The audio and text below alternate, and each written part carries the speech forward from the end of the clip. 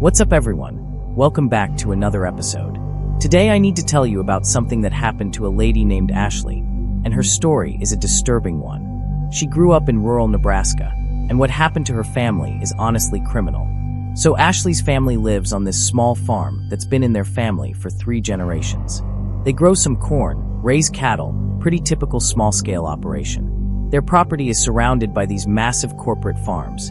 Thousands of acres of monoculture, corn owned by big agribusiness companies. She was 17 when this story takes place, just finishing high school, planning to go to college in the fall. She's grown up around farming, knows about pesticides and chemicals, but she's never seen anything like what happened that summer. The corporate farm next to their property is owned by this company. They farm like 5,000 acres of corn using industrial-scale equipment and massive amounts of chemicals.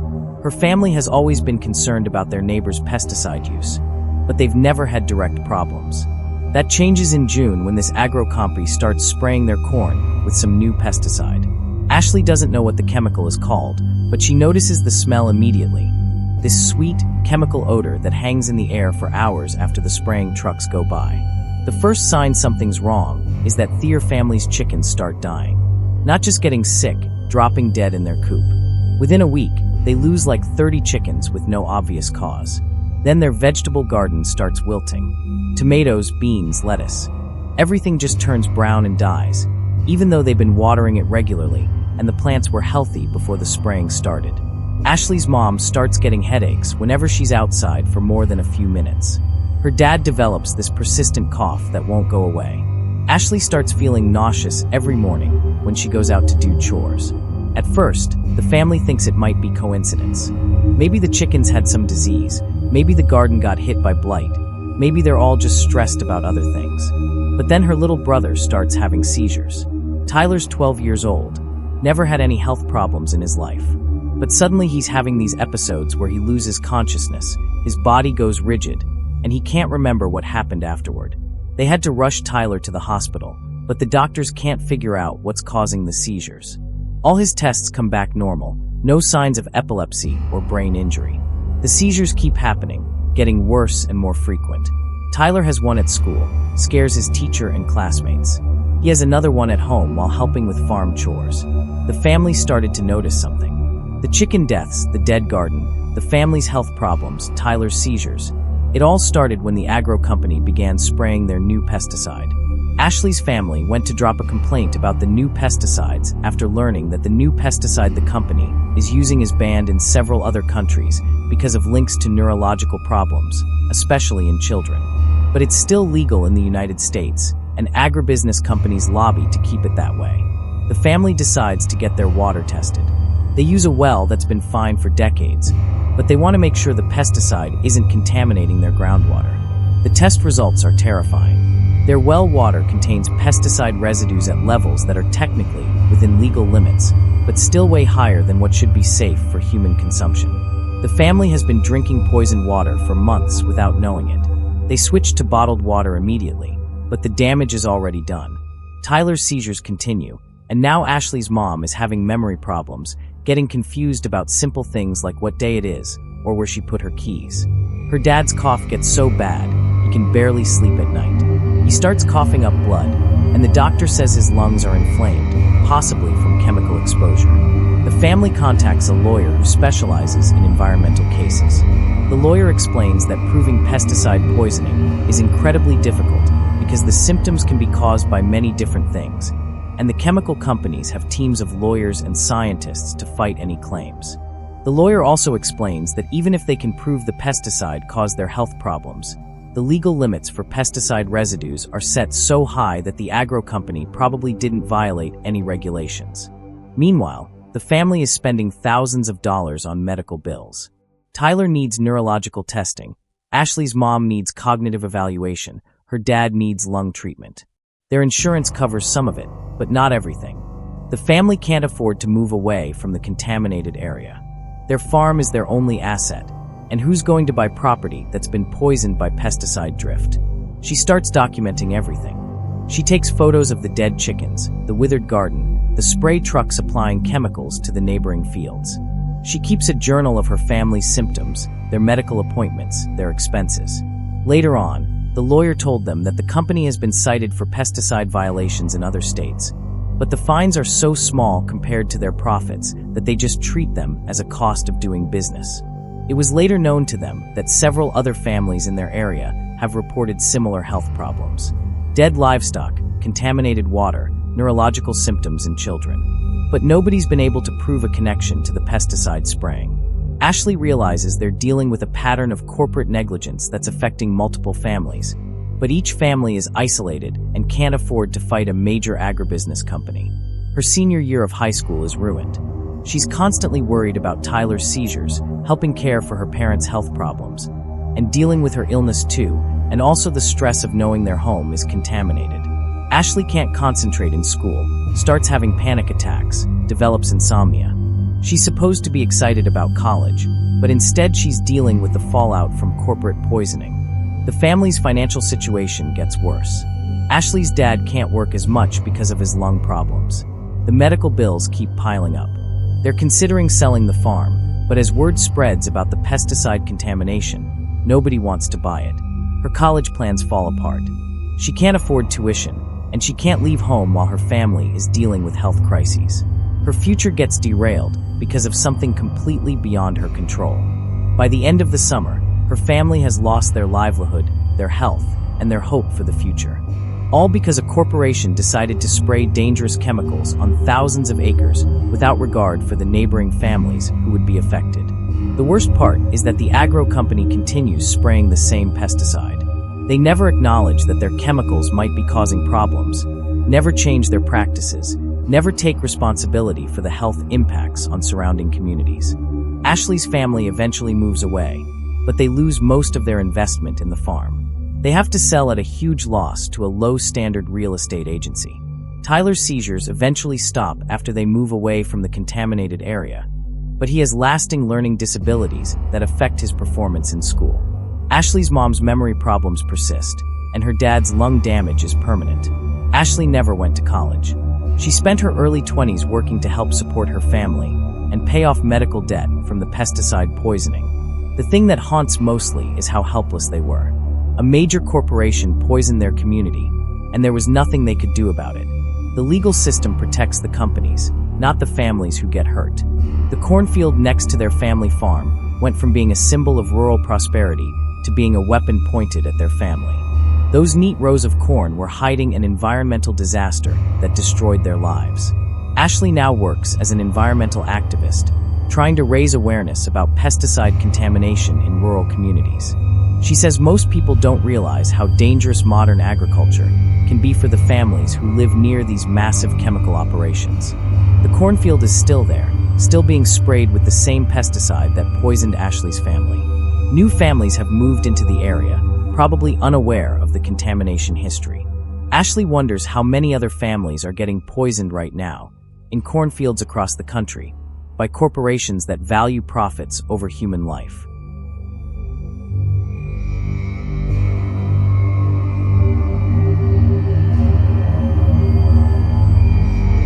Alright, so this next story is from a guy named Derek, and it's honestly made me never want to go hunting again. Derek's from Minnesota, grew up in a hunting family, been going out with his dad and uncles since he was like 12. This happened when he was 20, during deer season last November.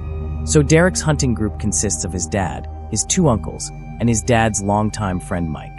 They've been hunting together for like 15 years, same group every season. They know each other's patterns, they're safety conscious, experienced hunters. They hunt this private land that Mike's family owns, about 800 acres of mixed woods and cornfields. The corn gets harvested in October, but they leave strips of standing corn between the woods to create travel corridors for deer. Derek's favorite spot is this elevated blind that overlooks a section where a cornfield meets a patch of woods. Deer come through there at dawn and dusk, moving between their bedding areas and feeding areas. Opening morning of deer season, Derek's in his blind before sunrise. It's one of those perfect hunting days, cold, still, fresh snow on the ground. He can see his breath, can hear every sound in the woods. Around 7 a.m., he hears something moving through the corn. Not deer, too loud, too clumsy. Sounds like a person walking through the dry corn stalks. He figures it's probably one of his hunting partners checking on him, or moving to a different spot. But then he hears voices. Multiple people, and they're not his hunting group.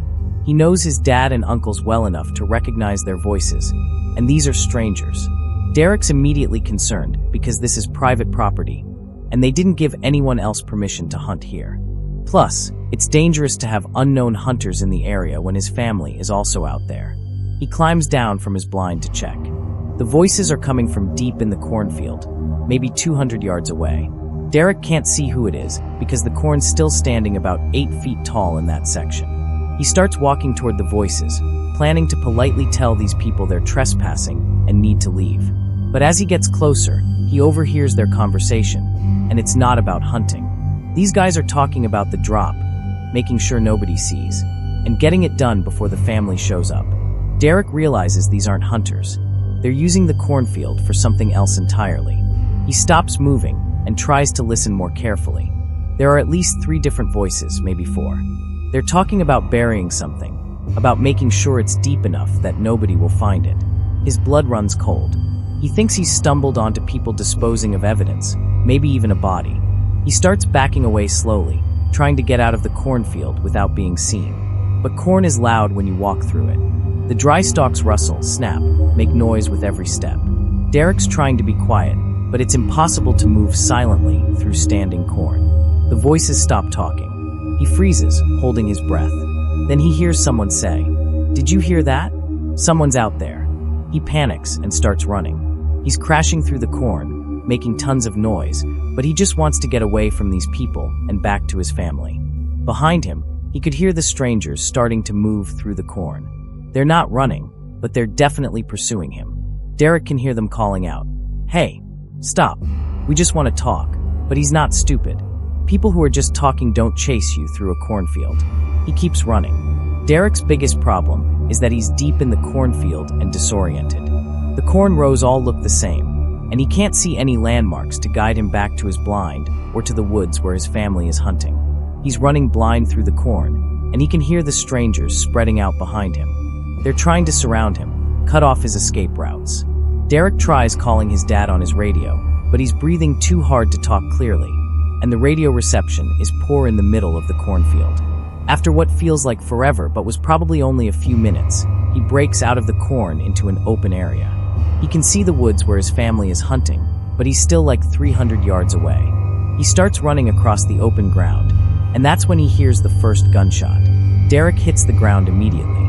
He's been hunting long enough to know the difference between someone shooting at a deer and someone shooting at a person. This was aimed at him. He's lying flat in the snow, trying to figure out where the shot came from. He can see the edge of the cornfield where he came out, but he can't see the shooters.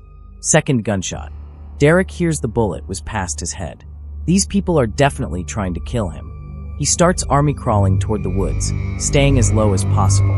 He's got maybe 250 yards of open ground to cover, and people with guns are shooting at him from concealed positions in the corn. Derek's trying to radio his family, but he's terrified that if he talks too loud, the shooters will hear him and zero in on his location. Third gunshot. This one hits a tree, maybe 20 feet from Derek. He realizes the shooters are adjusting their aim, getting closer. He makes a decision that probably saved his life. Instead of continuing toward the woods where his family is, he changes direction and starts crawling toward Mike's farmhouse, which is closer and has better cover. Derek's crawling through snow and mud, trying to stay below the sight line of the shooters. He can hear them moving through the corn, trying to get better angles on him. It takes Derek almost 20 minutes to crawl to the farmhouse.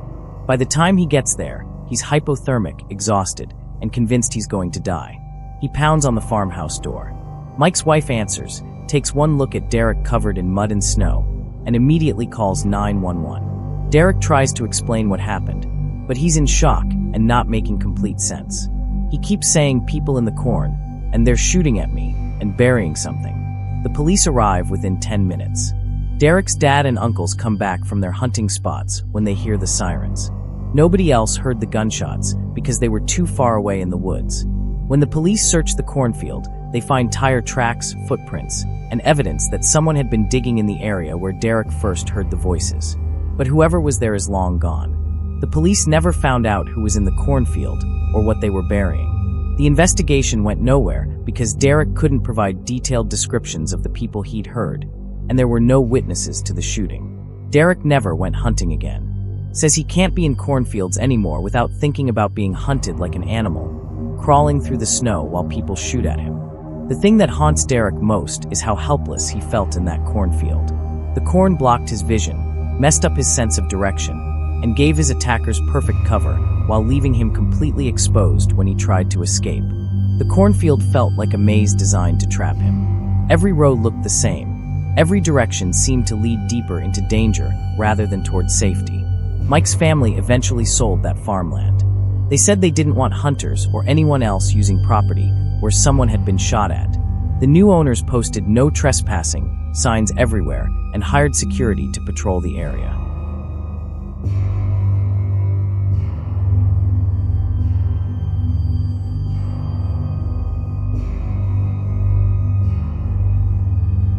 This is a story of what happened to a guy named Jake last September during harvest season. This story is honestly the reason I'll never look at farm work the same way again, and why I have so much respect for the people who do this job. So Jake's 19, grew up in rural Iowa, and every fall since he was like 14, he's worked harvest for this big farming operation. Good money, long hours, but it's seasonal work that helps pay for his college. Jake's experienced with the equipment, knows safety protocols, the whole deal. This particular farm covers like 3,000 acres of corn, and they run these massive John Deere combines that can harvest dozens of rows at once. Jake's job is driving the grain cart, basically a huge trailer that follows the combines and collects the corn as they unload.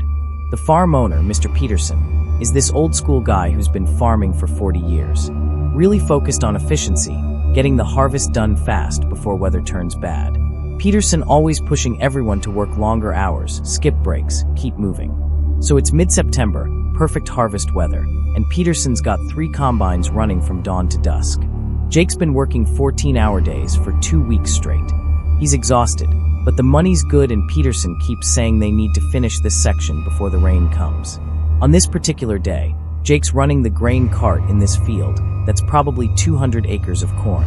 The rows are planted really tight together, and the corn's grown so tall, like 8 feet high, that once you're more than a few rows in, you can't see anything but corn stalks in every direction. Jake's following this combine driven by Peterson's nephew, Tommy, who's about Jake's age.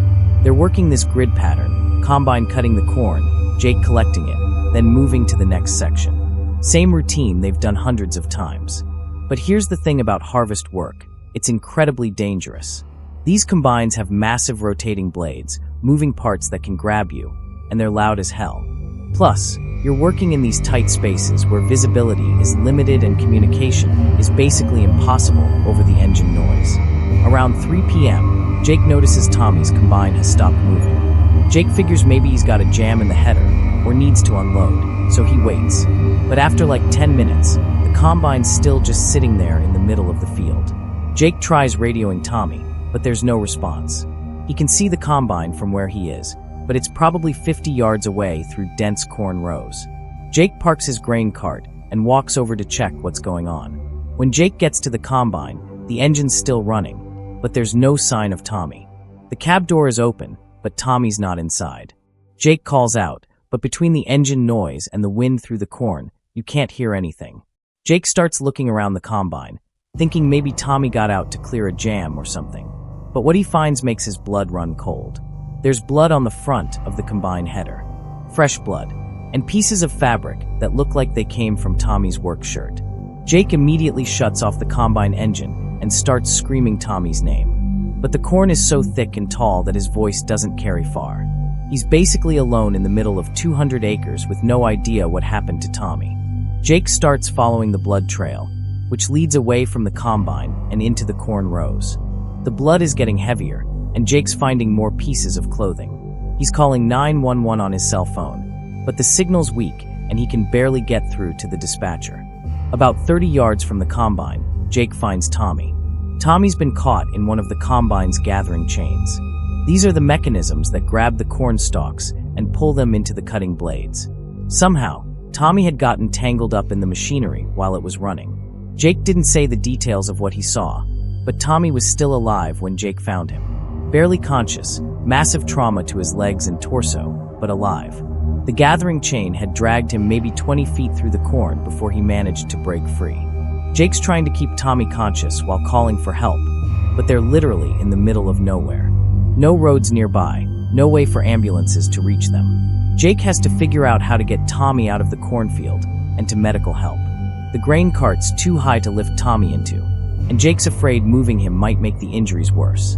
But Tommy's losing blood fast, going into shock, and Jake realizes if he doesn't do something soon, Tommy's going to die right there in the corn. Jake makes a decision that probably saved Tommy's life. He runs back to the combine, starts it up, and uses it to create a path through the corn wide enough for emergency vehicles to reach them, just plowing through rows and rows of corn, destroying thousands of dollars worth of crop.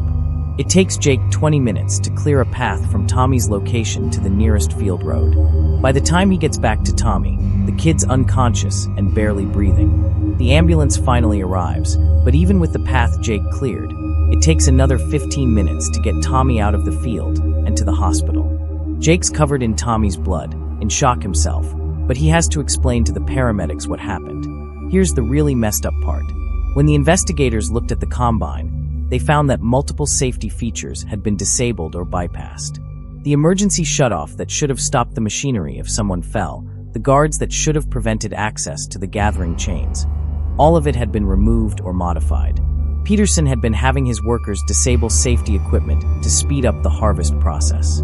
He told them the safety features slowed down the combines, cost them time and money. Tommy had been trying to clear a jam in the header while the combine was still running, because that's what Peterson expected them to do. Tommy survived, but he lost his left leg below the knee and had to have multiple surgeries to repair internal injuries. He'll never walk normally again. Definitely can't do farm work anymore. Peterson's insurance company refused to cover the accident because the safety equipment had been tampered with. Tommy's family sued, but Peterson declared bankruptcy and shut down the farming operation rather than pay damages. Jake quit farm work after that.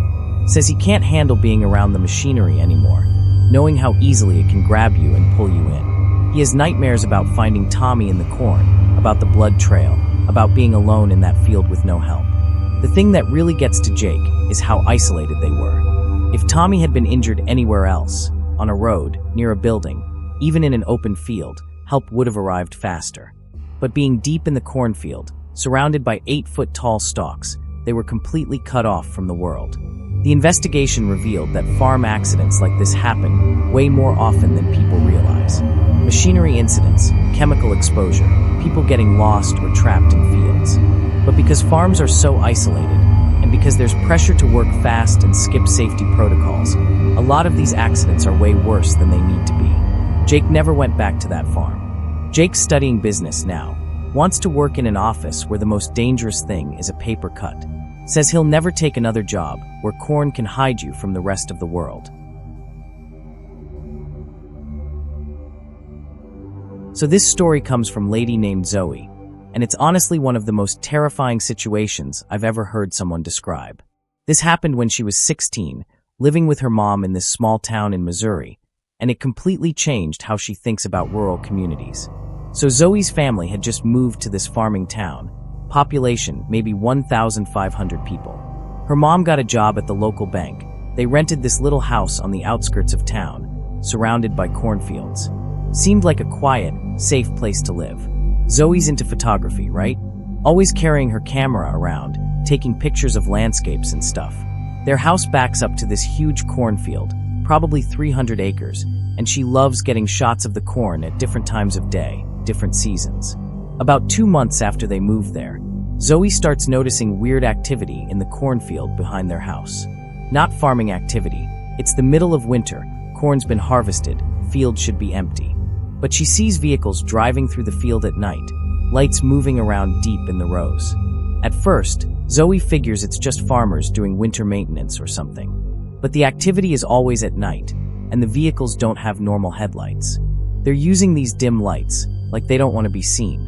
Zoe's curious, so one night she takes her camera with a telephoto lens and tries to get some shots of whatever's going on out there. She can't see much, just lights moving around, maybe a couple of trucks, but everything's too far away to make out details. A few weeks later, Zoe's walking through the corn stubble during the day, looking for interesting photo opportunities. The field's basically empty except for broken corn stalks sticking up from the ground. But deep in the field, maybe half a mile from any road, she finds something weird. There's this area where the corn stubble has been cleared away, and there are tire tracks leading to what looks like a makeshift camp. Tarps strung between poles, some kind of temporary shelter, propane tanks, and a bunch of chemical containers. Zoe's not stupid. She knows what a meth lab looks like from TV shows and drug education at school.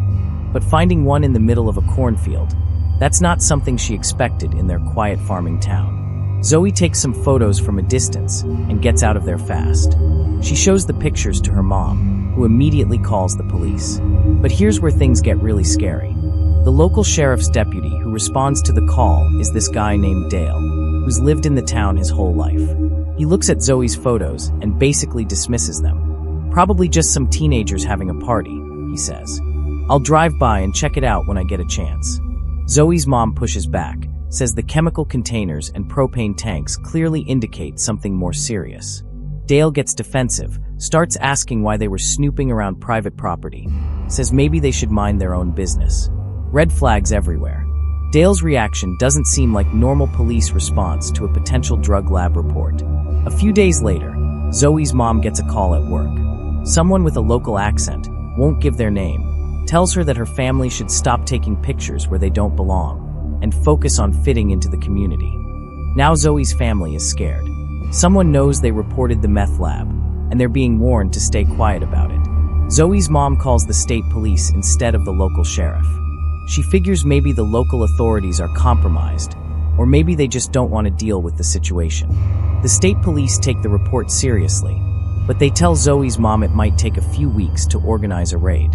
Meth labs are dangerous. They need specialized equipment and training to safely shut them down. While they're waiting for the state police to act, weird stuff starts happening around Zoe's house. Their mailbox gets knocked over. Someone throws a rock through their kitchen window. Their car tires get slashed. Zoe's mom starts getting calls at work from people she doesn't know, asking about her family, where they came from, whether they're planning to stay in town long term. The harassment escalates. One night, Zoe wakes up to the sound of vehicles circling their house. She looks out her bedroom window and sees trucks and ATVs driving slow loops around their property, shining lights at their windows.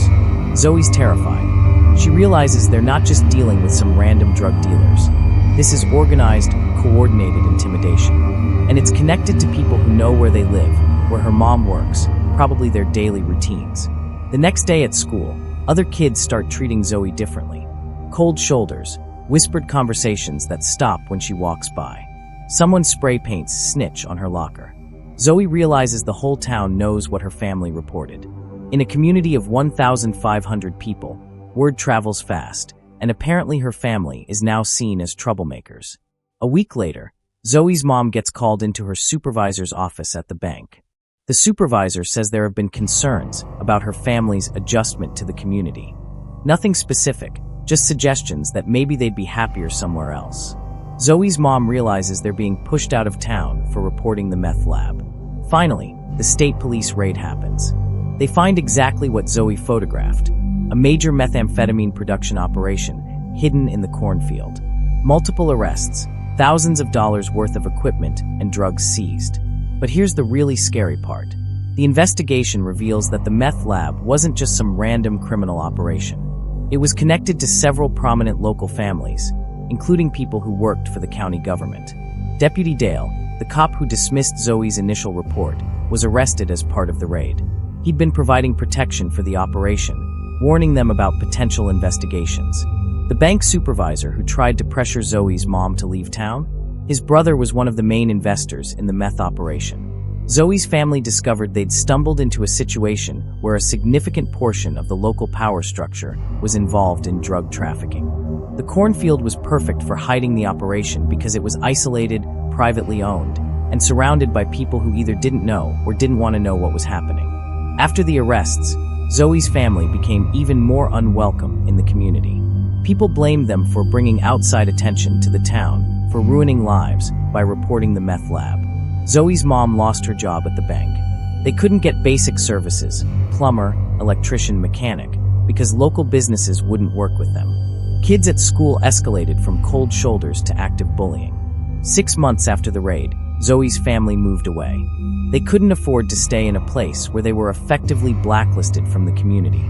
Zoe learned that the meth lab had been operating for over 2 years before she found it. Dozens of people knew about it, but nobody reported it because they were either involved, intimidated, or didn't want to rock the boat in a small town. The Cornfield was perfect cover because it was huge, privately owned, and surrounded by people who minded their own business.